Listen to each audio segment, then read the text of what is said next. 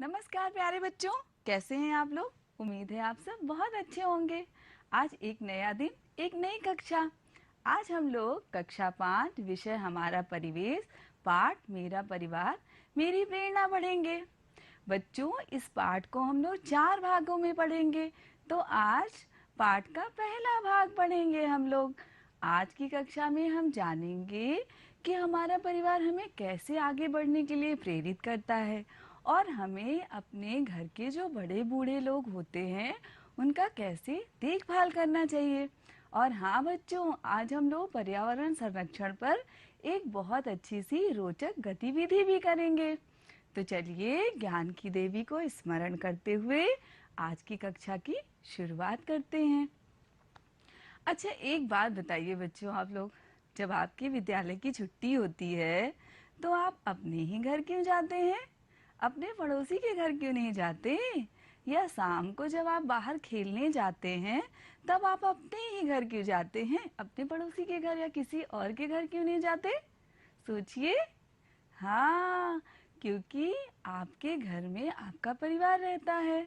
आपके mummy papa, भैया दीदी, दादा दादी, और आपका परिवार आपसे बहुत ज़्यादा प्यार करता है ना, आपकी देखभाल करता है। और आपका परिवार आपको जीवन में आगे बढ़ने के लिए प्रेरित करता है। सभी मनुष्यों का एक लक्ष्य होता है ना जीवन में कि हमें बड़े होकर के, जैसे आप भी सोचते होंगे कि आपको बड़े होकर कुछ ना कुछ तो बनना है। जैसे मुझे हमेशा से एक शिक्षिका बनना था और मेरे दादाजी और मेरे पिताजी मुझे हमेशा प्रेरित करते थे, मेरे लक्ष्य को प्राप्त करने के मेरी मदद करते थे, मेरा मार्गदर्शन करते थे। तो ऐसा कोई ना कोई आपके भी परिवार में ज़रूर होगा जो आपको आपके सपने पूरा करने के लिए प्रेरित करता होगा। सोचिए, ऐसा कौन है आपके परिवार में जो आपको आगे बढ़ने के लिए प्रेरित करता है? ऐसा ही एक आपका दोस्त है, मयंक।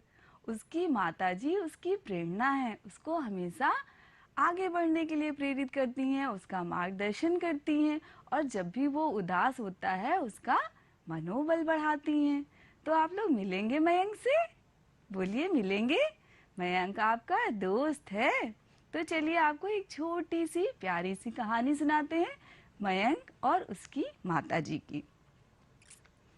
ये देखिए, ये है मयंक, ये है मयंक और ये है उनकी माताजी। अब इनकी कहानी हम आपको सुनाएंगे। कहानी तो सबको अच्छी लगती है ना। तो चलिए मयंक और मयंक की माताजी से आपको मिलवाते हैं और जानते हैं कि कैसे मयंक की माताजी मयंक को प्रेरित करती हैं। मयंक जो है बहुत प्यारा बच्चा है, बहुत होशियार है, उसको किताबों से बहुत लगाव है, वो पढ़ने में बहुत तेज है।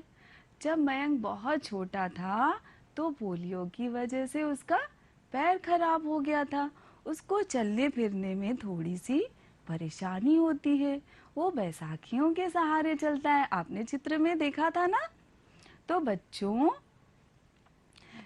मयंक जो है वो बहुत ज़्यादा होशियार था, उसको किताबों से बहुत लगाव था।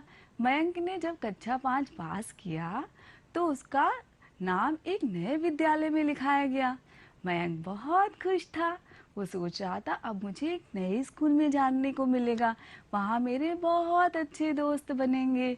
और जब वो नए विद्यालय में गया तो उसको चलने फिरने में थोड़ी सी परेशानी होती थी क्योंकि उसके पैर में थोड़ी सी दिक्कत थी। तो वो दौड़ने वाला खेलने वाला खेल नहीं खेल पाता था। तो कोई भी बच्चा उससे दोस्ती करने के लिए तैयार ही नहीं हुआ और मयंक को थोड़ा सा बुरा भी लगा। उसने ये बात अपनी माताजी को बताई। उन्होंने मयंक को समझाया कि बेटा, आप सबके साथ बहुत अच्छा व्यवहार करिए, सबकी तरफ दोस्ती का हाथ बढ़ाइए और समय और परिस्थितियों के अनुसार सब आपके दोस्त बन जाएंगे। और हाँ, आपको तो किताबों से कितना प्यार है, आपकी सबसे अच्छी दोस्त तो आपकी किताबें हैं। आप खूब मन लगाकर पढ़ाई करिए और सबके साथ अच्छा व्यवहार करिए, समय के साथ सारी चीज़ें बदल जाएंगी। मयंक को ये बात बहुत अच्छी लगी। उसने खूब मन लगा करके पढ़ाई करना शुरू कर दिया। अब समय एक जैसा तो नहीं रहता ना बच्चों। समय धीरे धीरे बदलता गया और वार्षिक परीक्षाएं हो गईं। और एक वो दिन भी आया जब परिणाम घोषित हुआ। मास्टर जी ने पूरी कक्षा में परिणाम घोषित किया और बताया कि मयंक तो पूरी कक्षा में प्रथम आया है। मयंक की मेहनत रंग लाई और मास्टर जी ने खूब शाबाशी की मयंक की। और सारे बच्चे जो उससे दोस्ती नहीं करना चाहते थे उसकी तरफ दौड़ के आए, उसको बधाई दी और सब उसके दोस्त बनना चाहते थे। मयंक बहुत खुश था। आज उसकी मेहनत का उसको फल मिला है। वो अपने घर आया, अपना परीक्षा फल लेकर के अपने घर आया, अपनी माताजी के पैर छुए और उनका आशीर्वाद लिया। उनकी माताजी ने उसको गले लगा लिया और कहा कि देखा, आपकी मेहनत का फल आपको मिल गया। हमें हमेशा सकारात्मक सोचना चाहिए और मन लगाकर मेहनत करनी चाहिए। हमें कभी न कभी उसका परिणाम जरूर मिलता है। तो आप लोगों को कैसी लगी कहानी? अच्छी लगी होगी ना?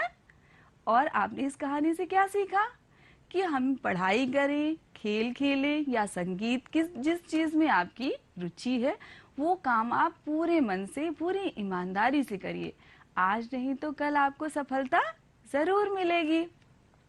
और हाँ, जो दिव्यांग बच्चे होते हैं, दिव्यांग लोग होते हैं, वो बहुत प्रतिभावान होते हैं।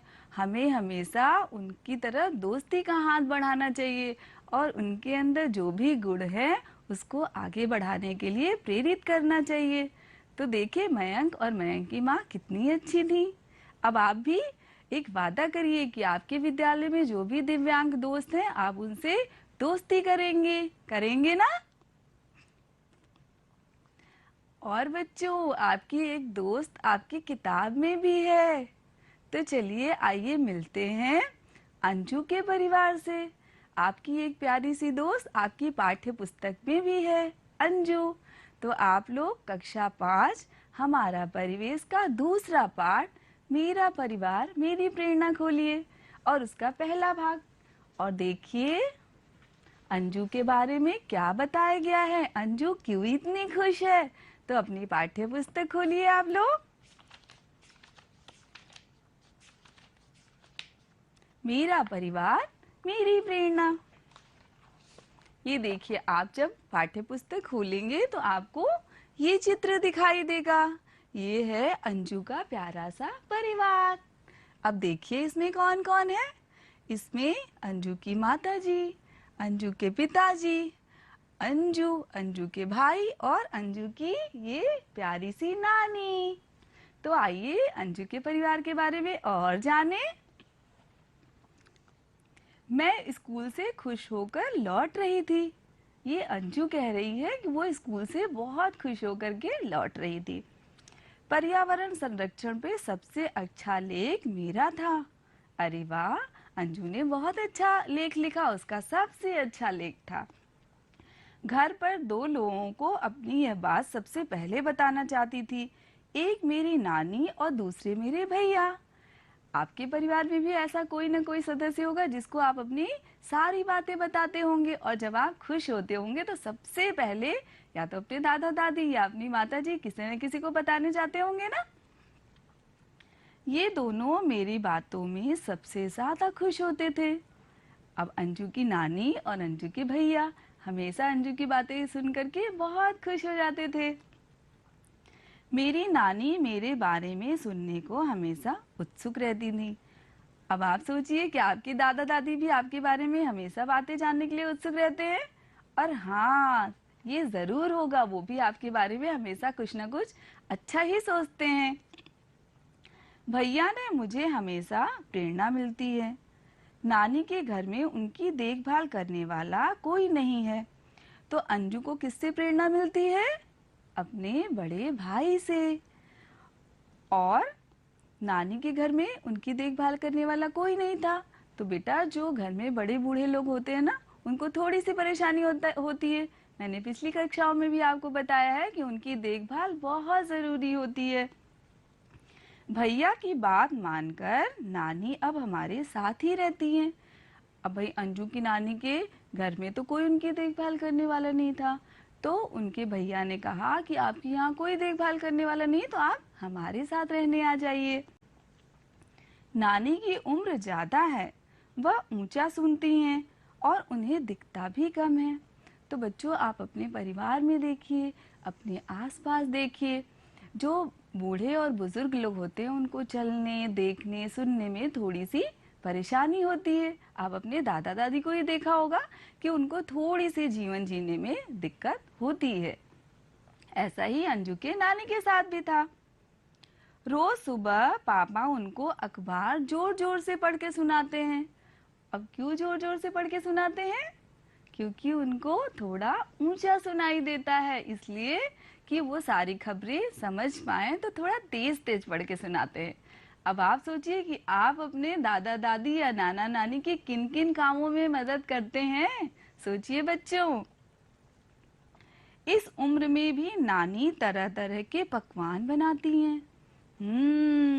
तो जो बड़े बूढ़े लोग होते हैं उनके पास जीवन का बहुत अनुभव होता है और वो तो कई कामों में माहिर होते हैं और हमें हमेशा अच्छी सलाह देते हैं। उनसे हमें सीखने को बहुत कुछ मिल सकता है। वो बाटी चोखा बहुत अच्छा बनाती हैं। क्या अच्छा बनाती हैं? बाटी चोखा। तो आपको भी अपने दादी या नानी के हाथ का स्वाद याद आ गया होगा ना कि वो कितने स्वादिष्ट पकवान बनाती हैं। माँ ने उन्हीं से बनाना सीखा है। माँ आज भी नानी से पकवानों के बारे में पूछती रहती हैं। तो जो बड़े लोग होते हैं वो तो हमेशा हमारी सहायता करते हैं और हमेशा हमें अच्छी बातें बताते हैं, तो उनसे हमेशा कुछ ना कुछ सीखते रहना चाहिए ना। नानी के साथ हम सब मजे से रहते हैं और घर परिवार में बड़े बूढ़े रहते हैं तो कितनी रौनक रहती है। आपको कितनी मजेदार कहानियां सुनाते हैं, आपके साथ खेलते हैं। उनके रहने से घर कितना अच्छा लगता है ना बच्चों। चर्चा करिए। अब आगे बढ़ते हैं। जब कोई व्यक्ति बूढ़ा हो जाता है तो उनको क्या क्या तकलीफ होती है? अब ये आपको सोचना है और जानना है कि जो बूढ़े लोग होते हैं उनको क्या क्या तकलीफ होती है। मेरे भैया किशन संगीत सिखाते हैं। ये किसके भैया हैं? हाँ, ये अंजू के भैया हैं जो संगीत सिखाते हैं। गाना सबको अच्छा लगता है ना, आप सबको पसंद है। बच्चे उनकी बहुत इज्जत करते हैं। अब जो गुणी लोग होते हैं, उनके पास कोई प्रतिभा होती है तो समाज में उनकी इज्जत अपने आप ही बढ़ जाती है। तो आपको भी कोई न कोई अच्छा गुण अपने अंदर विकसित करना है ना बच्चों। भैया को संगीत सुनने, दोस्तों के साथ घूमने और बातें करने का बहुत शौक है। भैया को दिखता नहीं है। अब सोचिए कि जो अंजू के भैया हैं उनको आंखों में कोई परेशानी है, वो दृष्टिहीन है और उनको देखने में थोड़ी सी दिक्कत होती है, उनको दिखाई नहीं देता। लेकिन फिर भी वो कितने प्रतिभावान है कि लोग उनकी इज्जत करते हैं। वो सबको संगीत सिखाते हैं और सबके लिए समाज में प्रेरणा है। फिर भी वो अपना काम खुद करते हैं। अब सोचिए उनको आंखों से नहीं दिखाई देता लेकिन फिर भी वो अपना सारा काम खुद करते हैं। जब कभी उनको मदद की ज़रूरत होती है तो हम सब उनकी मदद करते हैं। तो बच्चों, जो दिव्यांग जन होते हैं, जिनको कोई समस्या होती है शारीरिक, उनको थोड़ी सी जीवन में परेशानी होती है, तो ये हम सब की नैतिक जिम्मेदारी है कि हम उनकी हमेशा सहायता करें, उनकी मदद करें और उनको आगे बढ़ने के लिए प्रेरित करें। ठीक है। भैया को पढ़ने का बहुत शौक है। भैया ने शहर जाकर संगीत सीखा है। अब किशन को संगीत में रुचि थी तो उन्होंने शहर जाकर के संगीत को सीखा। अब गांव में रहकर बच्चों को संगीत सिखाते हैं। अब उन्होंने शहर से संगीत सीख लिया। अब गांव में जो बच्चे संगीत सीखना चाहते हैं वो बड़े मनोयोग और प्यार से उन बच्चों को संगीत सिखाते हैं। तो सोचिए कि वो कितने लोगों के लिए प्रेरणा है और समाज के लिए कितना अच्छा काम कर रहे हैं। विद्यालय में 26 जनवरी के कार्यक्रम को तैयार करने में भी भैया ने सहयोग दिया था। अब आपको 26 जनवरी को क्या होता है? गणतंत्र दिवस मनाया जाता है ना। उस दिन विद्यालय में कितना अच्छा सा कार्यक्रम कराया जाता है। तो उस कार्यक्रम को बनाने में भी किशन ने बहुत मदद की थी अंजू के भैया ने। जब भी वह घर से बाहर जाते हैं तब एक छड़ी लेकर जाते हैं। तो आपने कभी देखा है कि जो दृष्टिहीन व्यक्ति होते हैं वो अब उनको स्पष्ट तो नहीं दिखता, तो अपनी सहायता के लिए एक छड़ी लेकर के जाते हैं। वैसा ही किशन भी अपने साथ हमेशा एक छड़ी रखते हैं। चर्चा करिए, हम उन लोगों की मदद कैसे कर सकते हैं जिन्हें दिखता नहीं है। अब आप बताइए कि उनकी आप कैसे सहायता कर सकते हैं जिनको स्पष्ट नहीं दिखाई देता है। सोचिए सोचिए। हाँ, अगर उनको वो सड़क पार कर रहे हैं तो आप उनकी सहायता कर लीजिए। आप उनके दैनिक जीवन में जो उनके काम है उसमें उनकी सहायता कर लीजिए। और उनको, अगर वो आपके विद्यालय में पढ़ते हैं तो उनके हिसाब से अपने जो खेल हैं आप उसको परिवर्तित कर सकते हैं। और ऐसे लोगों के लिए एक अलग तरह का विद्यालय ही होता है जो ब्रेल लिपि के माध्यम से उनको पढ़ाया जाता है। तो आप इसके बारे में भी उनको बता सकते हैं कि आप लोगों के लिए ऐसे विद्यालय होते हैं। क्या आपके परिवार में ऐसा कोई सदस्य है जो देख, बोल या सुन नहीं सकता? आप उसकी मदद कैसे करते हैं? तो आप जानिए कि आपके परिवार में ऐसा कौन है और आप उसकी किस प्रकार से सहायता कर सकते हैं। तो बच्चों, आज के भाग में हम लोगों ने अंजू और मयंक के परिवार से मिले।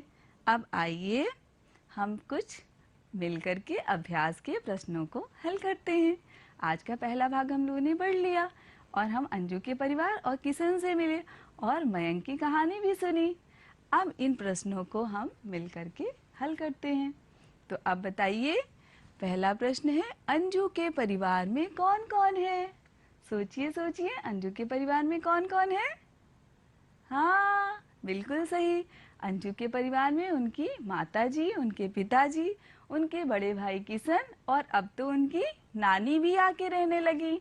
तो अब उनका संयुक्त परिवार है। प्रश्न नंबर 2, किशन व अंजू की नानी क्या अच्छा बनाती हैं? वो तो तुरंत याद आ गया होगा आप लोगों को। किशन और अंजू की नानी बाटी चोखा बहुत अच्छा बनाती है ना। हमें बड़े व बुजुर्ग लोगों के साथ कैसा व्यवहार करना चाहिए? जो बूढ़े और बुजुर्ग लोग होते हैं उनको जीवन में कुछ परेशानी होती है। उनको चलने, देखने, सुनने में थोड़ी सी कठिनाई होती है। उनकी समय समय पे तबीयत भी खराब रहती है। तो हमें उनकी बहुत ज़्यादा देखभाल करनी चाहिए, उनके साथ समय बिताना चाहिए और खूब ढेर सारी बातें करनी चाहिए। उनकी बातों का मान रखना चाहिए और कोई समस्या हो तो उसको मिल करके हल करना चाहिए। और सबसे बड़ी बात कि आप उनके साथ ढेर सारी बातें करिए, उनके साथ समय बिताइए, उनको बहुत अच्छा लगेगा। अब रिक्त स्थान की पूर्ति करें। ये जो खाली स्थान है इसमें आपको समुचित शब्द चुन करके भरने हैं। तो चलिए देखते हैं। अंजू को से प्रेरणा मिलती है। अब सोचिए, अंजू को किससे प्रेरणा मिलती है? सोचिए सोचिए, अंजू की प्रेरणा कौन है? हाँ, अंजू की प्रेरणा भैया है। अंजू को अपने भैया से प्रेरणा मिलती है, किशन से। अब रोज सुबह पापा नानी को पढ़कर सुनाते हैं। क्या पढ़कर सुनाते हैं? क्या पढ़कर सुनाते हैं? जिससे समाचार, अखबार, उनको समाचार सारी जानकारी मिल जाए इसलिए वो अखबार पढ़ के सुनाते हैं ना। अब वो थोड़ा तेज सुनती हैं, ऊंचा सुनती हैं, तो वो तेज तेज पढ़ते हैं। किशन सिखाते हैं। अब किशन गांव के बच्चों को क्या सिखाते हैं? सोचिए। बिल्कुल सही, किशन बच्चों को संगीत सिखाते हैं। वो शहर से संगीत सीख के आए हैं और गांव में बच्चों को संगीत सिखाते हैं। मिलान करें। अब देखिए, कुछ वाक्य इधर लिखे हैं और कुछ इधर लिखे हैं। अब इसमें से जिससे मिल जाए वाक्य उसको आप मिलाइए और पूरा एक वाक्य बन जाए। तो चलिए, जब कोई व्यक्ति बूढ़ा हो जाता है तब क्या होता है? खुद करते हैं, उन्हें चलने फिरने, देखने में और सुनने में परेशानी होती है। या बाटी चोखा। तो जब कोई व्यक्ति बूढ़ा हो जाता है तो क्या होता है? दूसरा, उन्हें चलने, देखने सुनने में परेशानी होती है, तो ये इससे मिल जाएगा। उसके बाद नानी बहुत अच्छा, नानी बहुत अच्छा क्या बनाती हैं? बाटी चोखा बनाती हैं। तो नानी बहुत अच्छा बाटी चोखा बनाती हैं। उसके बाद भैया अपने काम, भैया अपने काम कैसे करते हैं? वो तो किसी की मदद नहीं लेते, तो भैया अपने काम खुद करते हैं। तो आप इसको मिलान करके पूरा वाक्य बना लीजिए। अब बच्चों हम लोग पाठ का पहला भाग भी पढ़ लिए और अंजू और मयंक के परिवार से भी मिल लिए। अब आइए जानते हैं कि हमने और आपने क्या सीखा आज की कक्षा में। तो हमने सीखा हमारा परिवार हमेशा हमें आगे बढ़ने की प्रेरणा देता है। बच्चों हमारा परिवार हमसे बहुत प्रेम करता है और हमेशा हमें आगे बढ़ते हुए देखना चाहता है। हमारे जीवन का जो भी लक्ष्य है वो हमारा परिवार चाहता है कि हम पूरा करें, हम बहुत ऊंचाइयों पर जाएं। तो हमारा परिवार हमेशा हमें आगे बढ़ने की प्रेरणा देता है। घर के बड़े जैसे हमारे दादा दादी नाना नानी हमसे बहुत प्रेम करते हैं। तो ये कोई बताने की बात नहीं है, ये आपको खुद अनुभव होता होगा कि आपके दादा दादी आपके नाना नानी आपसे कितना अधिक प्रेम करते हैं। वो आपके साथ खेलते हैं, आपको कहानियाँ सुनाते हैं और जब आप बीमार पड़ जाते हैं तो सबसे ज़्यादा वही दुखी होते हैं, वो देखभाल करते हैं आपकी। तो आपकी भी जिम्मेदारी है ना कि आप उनकी देखभाल करें और उनको जो भी समस्या है उसमें उनकी मदद करें, रोज के कामों में उनकी सहायता करें। करेंगे ना? अब आगे बढ़ते हैं। बुजुर्ग लोगों के पास जीवन का अनुभव होता है, वो हमेशा हमारा सही मार्गदर्शन करते हैं। तो आपने देखा कि मयंक की माँ कैसे मयंक की प्रेरणा बनी और अंजू के भैया और अंजू की नानी कैसे उसको प्रेरित करते हैं। और अंजू की जो माता जी हैं वो अभी भी अपनी मम्मी से बहुत चीज़ें बनाने के लिए सीखती हैं। तो उनके पास कितना अनुभव होता है। तो आप भी उनके साथ समय बिताइए और खूब अच्छी बातें उनसे सीखिए। सीखेंगे ना? बूढ़े लोगों को सुनने देखने चलने में परेशानी होती है।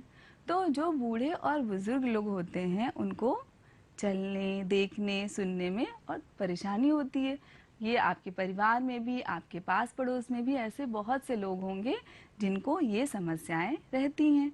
तो आप जितनी भी उनकी मदद कर पाएँ, जितने भी आप मदद कर सकते हैं उनकी, उतनी सहायता करने का प्रयास करिए।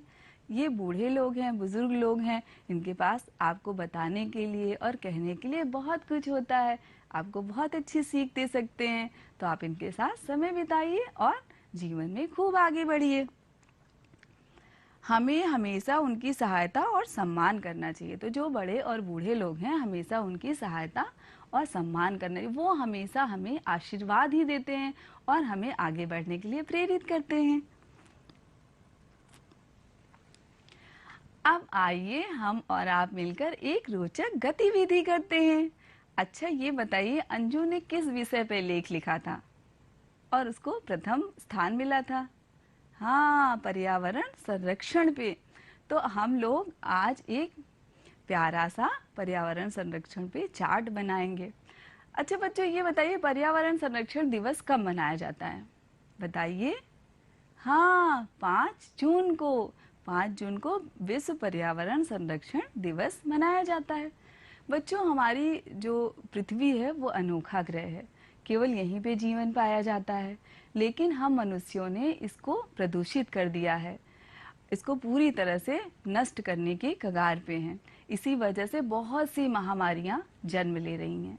तो आज हम ये चार्ट बनाएंगे और जानेंगे कि आप बच्चे कैसे पर्यावरण को सुरक्षित रख सकते हैं। आप बच्चे भी पर्यावरण को सुरक्षित रखने में सहयोग कर सकते हैं। तो ये देखिए आप इस तरह से एक प्यारा सा चार्ट बनाइए और जानिए कि कैसे आप अपनी इस प्यारी सुंदर सी धरती को बचा सकते हैं। तो सबसे पहले आप ये हरे भरे पेड़ लगाइए। पेड़ हमारे सबसे अच्छे दोस्त हैं। आप सोचिए, क्या पेड़ों के बिना हमारा जीवन संभव है? हम तो जीवित ही नहीं रह सकते अगर हमें ऑक्सीजन नहीं मिलेगी। तो बच्चों, आप एक नया पेड़ लगाइए और पेड़ लगाकर उसको सुरक्षित रखिए, उसको नष्ट होने से बचाइए। और यदि कोई हरा भरा पेड़ काट रहा हो तो उसको रोकिए। और मेरे साथ बोलिए, आओ मिलकर पेड़ लगाएं, पृथ्वी पे हरियाली लाएं।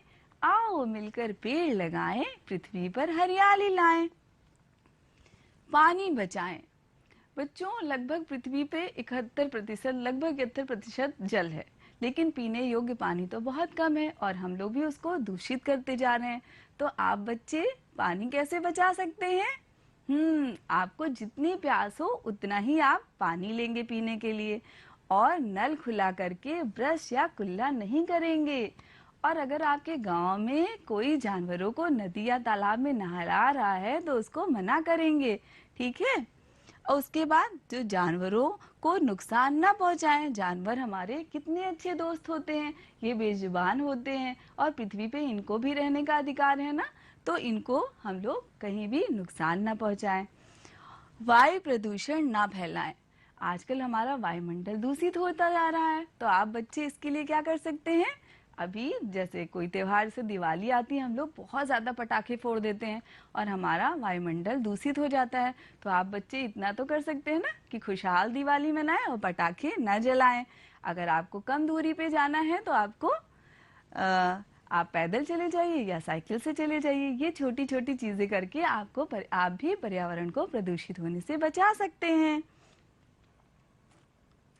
अब आइए हम लोग एक प्यारी सी कविता गाते हैं जिसका शीर्षक है प्यारे दादा दादी नाना नानी।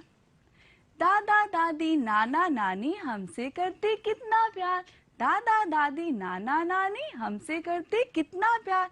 संग खेलते सुनाते कहानी देते हमको खुशियों का संसार।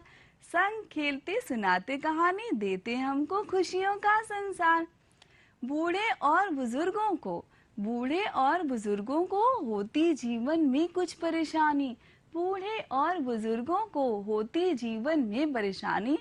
चलने सुनने देखने में थोड़ी होती है कठिनाई। हम उनका खूब ध्यान रखें। हम उनका खूब ध्यान रखें, उनकी बातों का मान रखें। हम उनका खूब ध्यान रखें, उनकी बातों का मान रखें। खूब करें हम सेवा उनकी, उनका हमें आशीर्वाद मिले। तो बच्चों, ये देखिए आपका गृह कार्य आ गया। आपको इस तरह अपने दादा दादी का चित्र बनाना है और आपको ये सारी चीजें लिखनी है कि आपको दादा दादी के साथ समय बिताना कैसा लगता है। आप किन किन कार्यों में उनकी सहायता करते हैं। आपके घर में उनकी देखभाल के लिए क्या इंतजाम किए गए हैं और आपने दादा दादी जी से क्या क्या सीखा है।